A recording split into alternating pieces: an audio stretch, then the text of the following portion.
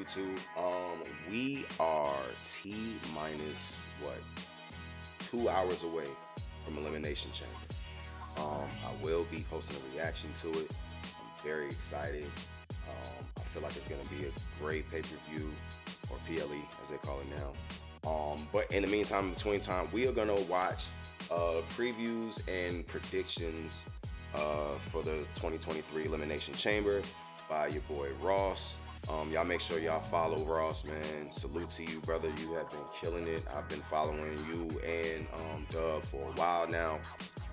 So yeah, without further ado, about to watch Kicking It with Ross.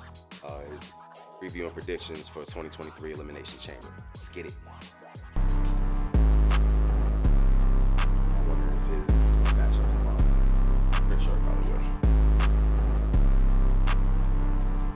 What's good, y'all? It's your boy Ross back at it again with another video. So we're back here with another preview and predictions, man. I'm looking forward to the Elimination Chamber this Saturday. It's crazy to say that I'm excited for Elimination Chamber pay-per-view. Usually these pay-per-views are kind of the past few years they've been kind of misses in my opinion. Haven't been like bad per se, but you know, just certain booking decisions kind of really didn't, I guess you can say, live up to the hype of Elimination Chamber of past years. But I feel like this one is going to be a really, really good one because of some major storylines that are taking place at this pay-per-view. So I'm looking forward to it. I know you guys are as well. Make sure you check out our live stream reaction on the main page, on the In the Clutch page. You know we're going to be there trying to see how things play out. And also your boy is going to try to gain the In the Clutch championship. So hopefully I'm able. By the way, I love what y'all doing with that, man. I really do. Love what y'all doing there. To do that so I can walk out with 2 belts over my shoulder, man. But let's get right into my preview and predictions on what's gonna happen and how the matches are gonna play out. So we're gonna start with Edge and Beth Phoenix versus Finn Balor and Rhea Ripley. Oh, I am looking forward to this match. I think this match is going to be fantastic. I can't wait to see it. I'm ready to see Rhea catch the beats. Honestly, I think this is probably be the best way to potentially just end this feud. I would have Edge and Beth Phoenix overcome Finn Balor and Rhea Ripley. I think this match is going to be fun. I cannot wait for it. They've been building up for it for quite some time. I'm okay with Edge and Beth getting the win here, and I honestly think they're going to try to keep Rhea Ripley strong. I think Finn Balor will probably eat the pin here, and we'll see what other feud Edge is going to potentially get into right before WrestleMania. But I am all for Edge and Beth Phoenix getting the win here. And that's my pick as well. And he pretty much just said everything that I would have said. Would have asked why. This feud needs to end, first of all, because my God, today it's been going on for too long. And then at this point, you know, they got to start focusing on Rhea Ripley and WrestleMania and stuff like that. Finn is in a void right now. Like, I don't know what it is with that. I don't know if Judgment Day is on the scale to break up. I mean, it probably needs to happen because if Rhea wins the title, she's gonna be over at SmackDown. We'll see how that goes. But yeah, that was my pick. So next match, we're gonna talk about the Brock Lesnar versus Bobby Lashley match. Now this match I wasn't expecting to happen at Elimination Chamber. I was expecting this to happen at this year's WrestleMania. Honestly, this can go either way. I've really been thinking about this. I personally think they're trying to do something with him in the Hurt Business. They've kind of aligned him as pretty much the heel in this situation. I think you have the Hurt Business or the members of the Hurt Business get involved in this match, and that's how Bobby will win. And he'll kind of turn, I guess you could say, a heel again. I'm thinking that's the route. I don't think they're going to have Bobby Lashley beat Brock Lesnar clean. I think since they've been planning the season, you've been seeing it in the background in a lot of these segments, and MVP is trying to, get him to, kind of come to his side again. I think the Hurt Business will get involved. The members of the Hurt Business will get involved and ultimately cause Brock Lesnar to lose. And I think Bobby Lashley will win due to the Hurt Business involvement. So that's where I'm going. I've been getting paid $1,000 a month, if not. And then if you really pay attention to it, and you look at it, Bobby is back to his suit wearing, flashy, I'm gonna do whatever I want type of, what I'm saying? He was doing that with Hurt Business. So yeah, MVP probably already in his ear, like, yeah, this is what's gonna happen, this is how we're gonna do it. And it's just gonna be a setup either way. I'm sorry, my hair is crazy right now, so don't mind that. But yeah, I feel like that's gonna happen. With and maybe they can build that faction up once again as well. So that's what because they stopped them way too prematurely, like way too prematurely. I'm going with on that one. Honestly, I think they should end the feud at this point. Doesn't need to go further. I don't see Brock winning, only because I don't get the benefit of him winning. I don't know what that does, honestly, because he's not going to be around and maybe until WrestleMania. So I think it makes more sense for someone that's going to be there, like Bobby Lashley, to get that win with the help of some former friends and to get that heel heat going, because people are going to boo for that. I know me and Dub is going to be also happy for that one. So I think they're going with Bobby Lashley to get the win there. The first Elimination Chamber match, or it may not be the first one, but one of the Elimination Chamber matches for the United States Championship, Austin Theory versus Seth Rollins versus Johnny Gargano versus Bronson Reed versus Damian Priest versus Montez Ford.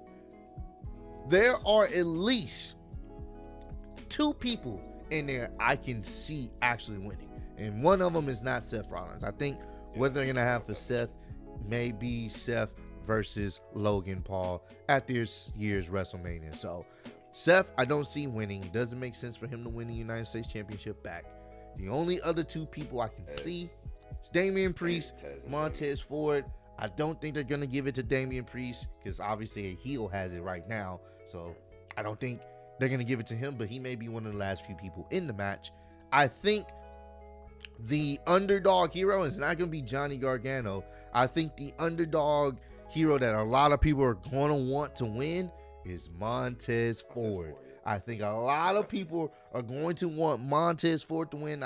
It's kind of giving me the Kofi Kingston situation where, a lot of people are going to be rooting for him to win. And I think it's going to be Montez Ford and Austin Theory as the last 2 people in the match. But I ultimately have Austin Theory retaining.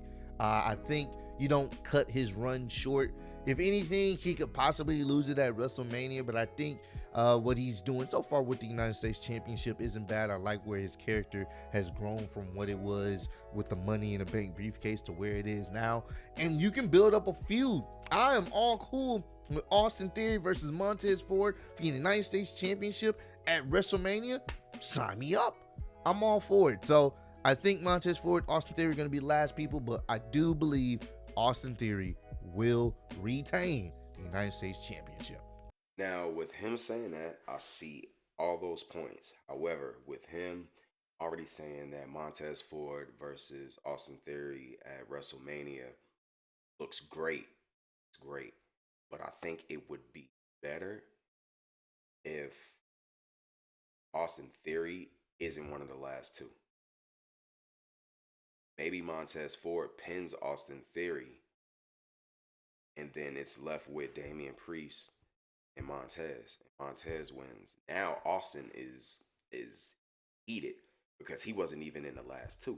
That happened a long time ago with John Cena when Bray Wyatt won. John Cena was put out, I think like right before it was the last 2 or something like that, to where at that point it was any man's game. You know what I mean? Because now at this point the title is vacated. Man's is gone. So I feel like that might happen. I feel like Tez is gonna pin Austin Theory.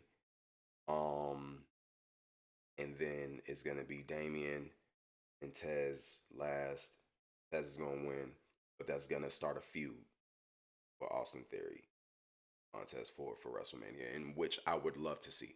Even if Montez doesn't retain at WrestleMania, it would be kind of dope to see that match. But if he does, and if he does win tonight, on Bianca Belair type level, crazy. All right, we're going to the women's elimination chamber match for the Raw Women's Championship. You got Asuka, Liv Morgan, Raquel, Nikki Cross, Natalia, Carmella. It's gonna be Kana. I don't see Liv Raquel walking out as the number one contender. That I do not see that happening. I can see Natalia maybe lasting a little bit longer because they're gonna be in their home in her hometown. Honestly, I can see maybe Raquel and maybe Asuka being the last two, but I'm going with Asuka for this one. I'm going with Asuka. I don't think it's Raquel's time. She will have her. See, Ross, you get me, brother. You get me every time. You get me, brother. I agree. I feel like Asuka / Kana. I feel like it's gonna be her and Raquel last, most definitely. To be honest, they might be the ones doing the most pins because, I mean, they kind of cut Liv's reign short to the point that now it's gonna be hard to get her back up there. Carmella, she was already lost in the picture. Honestly, it just looks like she's a filler in this.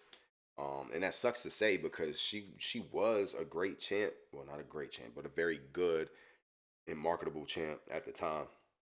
And then who else is in it? Nikki Cross.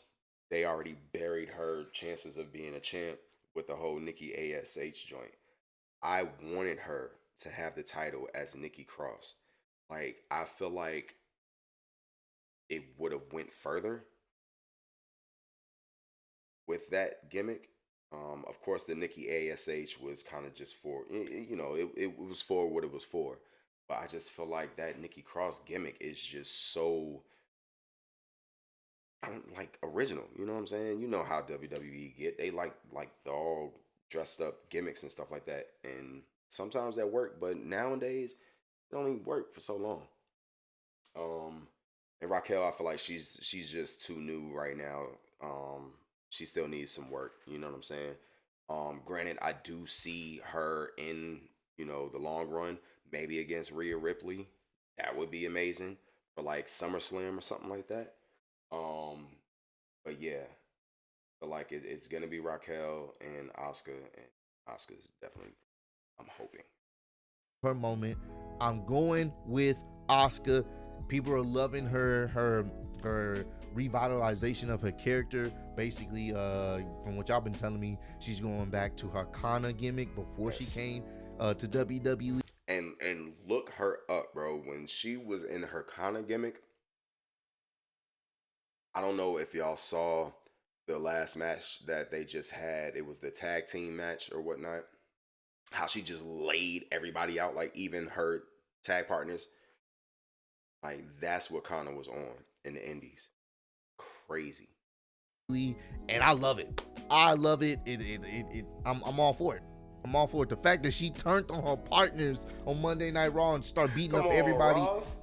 Asuka, Bianca Belair at WrestleMania. Yeah, I'd like to see that. It makes sense. I'd like to see it kind of does make sense. And if that happens, I love Bianca to death, and she's really like at the top of her, you know what I'm saying, of her game right now. I would like to see Kana take it. Because the last time she was champion, it was given to her. So a lot of people wasn't really riding that wave. And I feel like now she has to earn it. And she has the right gimmick now. Earn that. It's going to be a fight, like a dog fight. Like, it's definitely going to be a fight. I would like it if it was like a no DQ. You know what I'm saying? Because Bianca right now, she fighting like a dog. You know what I'm saying? Like, and she's up, you know what I'm saying, to that point where they can go ahead and do that. I mean, hell, even the Hell in a Cell, I mean, I don't know if they're, from what I heard, they're not doing the Hell in a Cell PLEs anymore. So maybe if they make it a Hell in a Cell match, I see that. Sense. Because Alexa Bliss and Oscar for at one point where kind of had Bianca Belair's back. Now that Alexa Bliss has already fought Bianca for the title, it only makes sense for Oscar with this gimmick change somewhat to be the one to face her at WrestleMania, and I think it's going to be a good match. I'm sorry. Now that I just thought about it, oh man, this was so far back. There was a segment they were doing an interview with Alexa Bliss and Asuka, and behind them the TV changed. This was during like the beginning of Bray Wyatt. I think this was before he even debuted it or whatever, or maybe yeah, I'm not sure, but the screen changed and Asuka's face kind of changed a little bit. Like you would have expected Alexa's face to change, but Asuka's face changed just a little bit. Was that the start of her getting to the Kana phase? Because then it was one point where she would come out with no makeup on, absolutely no makeup on. Then she went away out of nowhere, and then she came back as Kana. So I don't know. I don't know. Match, and Oscar ain't no joke. So I'm all for Oscar winning the women's Elimination Chamber #1 contender match, and we can get that feud lined up for WrestleMania. Notion has been I'm the telling you. centerpiece. I would love to see that match. Love to see that match, especially if it has a stipulation. Just because of them two, like they fight like dogs. The match that we all want to see, the match that's gonna have everybody tuned in. Listen, I'm gonna go ahead and just give my predictions now. And I saw a story on TikTok of how it could actually happen, in which I'm cool with that. Sami Zayn, I want him to win so bad. For one, y'all are in Montreal. Y'all in his home. Two, we already know how the screw job went a long time ago. We don't need a number two. And then number three, there's a way that it can happen to where he wins and then have to give it back. You know, there was talks about maybe KO coming out and helping Sammy win. And then on Friday, so this would give Sammy the chance to, be champion right now, be champion on Monday. He can come, do his promo. Well, he won't do that because Cody told him not to come back. Well, no, he can, because it can be that promo towards WrestleMania. Then Friday, Roman does his talk about how he was cheated, and they feel like they should strip him of it. Probably press Adam Pearce to the point that Adam is like, all right, fine, we'll strip it. Or he'll say, won't strip it, but we'll give you another chance at one of the titles. We'll give you a chance at the Universal Championship. If Sammy wins, he wins the Universal Championship. And you can take the WWE Championship. That's fine. But he wins the Universal Championship. I don't know. Or it could be, yeah, it's a rematch, and then Jay helps Roman win. I honestly, I don't know, man. Then the undisputed WWE Universal Championship match, Roman versus Sami Zayn. Roman Reigns' title reign is over 900 days long. That is incredible. We will never see a title reign like this probably for a very long time. Very long time. Honestly, I know a lot of you guys want it, and I wouldn't have a problem with it too, but it gotta make sense. Sami Zayn's not winning this match. Sami Zayn is losing for sure. It's a foregone conclusion. They're not changing up WrestleMania. No matter how much fans want it, no matter how much I wanted it at one point, it's not happening. It only makes sense right now for Cody to be the guy and maybe Sammy be the one to, be in the... At this point, it's so many ways that we could split. We could split these titles so many ways. You know what I mean? Even if Sammy loses right now and him and Cody have a conversation, and it's like, look, I know you really want the WWE championship. I just want to dethrone Roman. I don't care if I just get one of them. So why don't I just challenge him for one? I'll let you, you know what I'm saying, go ahead and finish your story like you told me to finish mine. And then he just challenges him. But I think it would just be SmackDown where it happens.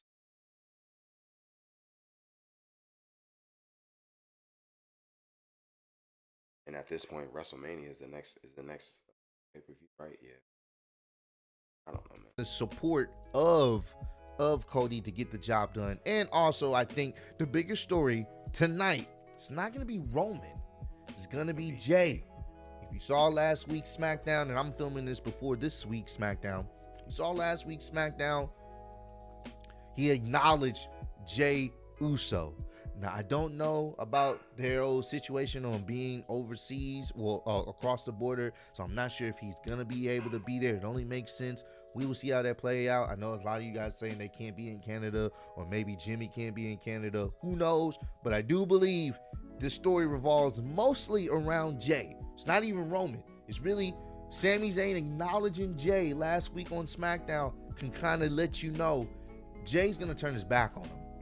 He's going to turn his back on him, and then it's going to be Kevin Owens, Sami Zayn trying to take the Undisputed Tag Team Championships from the Usos. So I think that's what's going to happen. But yeah, Roman Reigns will retain and will be the champion going into WrestleMania this year. But overall, But now with that, it's kind of like, how do you set that up in a way that it doesn't look like a slap in the face to all of the other tag team competitors that have been going in, day out, you know, winning matches and stuff like that. Even though, honestly, all of them except for Imperium have lost. I don't think Imperium have had a match with the Usos yet for the title. Or maybe I'm wrong. I don't know. But it's kind of like you got one guy from Raw, you got one guy from SmackDown. Now all of a sudden, you know, they pairing up and they want to go straight for the title. You know what I'm saying? Haven't had not one match together to even get W's. You know what I mean? So, I mean, we get the storyline, but in the real sense of it all, it's kind of like, does that really make sense? And how does that go towards all the other tag team members? Like Imperium, that's been coming out here winning day in, day out. Like Viking Raiders, that's been coming out here winning day in, day out, in which, to be honest, I feel like they shouldn't have been. It's just, I get they got that push right now, but Imperium, they've been putting in that work. And that's Walter included. They've been putting in that work. So, yeah, I don't know. I mean, yeah, I don't know. love the card. It's not too many matches. We got 1, 2, 3, 4, 5 matches. 5 matches, perfect length, 2 elimination chambers. Some other matches that already have feuds already built into them, and of course the main event, which everyone is looking forward to, between Roman and Sammy. I'm looking forward to this. I'm glad Triple H is still keeping the format of long-term booking storylines, taking precedent, not too many matches filling out a card. You don't need to overbook it. Keep it short and concise. I'm all for it, man. So I cannot wait till Saturday. It feels good to be able to say I am excited about an Elimination Chamber pay-per-view from all the matches, all the way through. I'm excited about everything, and I'm looking forward to seeing what happens. So let me know down below in the comment section. Who do y'all think will win? Who y'all think will lose? Where do you think these storylines will go, man? Put your thoughts and predictions your preview and predictions down below as well, man. But yeah, I'm looking forward to checking this out. Once again, we're going to be checking it out on the In the Clutch page. I will be so there. Make sure you guys, if you're not already, subscribe to the In the Clutch YouTube page. That's where the live stream and reaction will be tomorrow, man. So I appreciate y'all kicking in with me, road to 150K. And before I get out of here, I just got to make this very, very clear. Dub, you've had the championship for a couple of weeks now, almost a month. You know, I know you've been enjoying it, but your time has come to an end. I know. You're probably wondering, you know, why so soon? Yeah, but hey, that promo, my brother. no one can take away you were the first ever In the Clutch champion. But now it's my time to shine. It's time for me to be able to put that championship behind me on the wall with my other championship. And it's time for me to be a 2-belt champion, just like your boy Roman Reigns, man. So yeah, hey, y'all also let me know, do y'all think your boy will become the 2-belt champion? Because I believe I will, man. I believe the wrestling gods will put favor on me, and I will become the In the Clutch champion, man. So, but once again, appreciate y'all kicking with me, man. And I am still your undisputed YouTube wrestling champ of the world. Looking forward to being the 2-belt champion of the world. And I'll see y'all next time. Peace. So, yeah, man. 8 o'clock. It will be going on. And I will be there. I'll be listening to y'all. So shout out to Ross. Shout out to Dub. Y'all make sure that y'all catch Elimination Chamber. I'm about to just throw this up real quick beforehand. But I do want to say one thing. Ross, I'm very proud of you, man. I know that you're the undisputed wrestling champion of YouTube. However, you know, I've just began, and I have a lot of work to do. So I hope that you keep retaining that. I really do. I want you to keep retaining that. Because when I get to that point that I do another video and it's no longer congratulating you on being the undisputed wrestling champion of YouTube, but instead it's going to say, hey, that on your wall doesn't belong. It's going to belong here. So trust, there will be a day.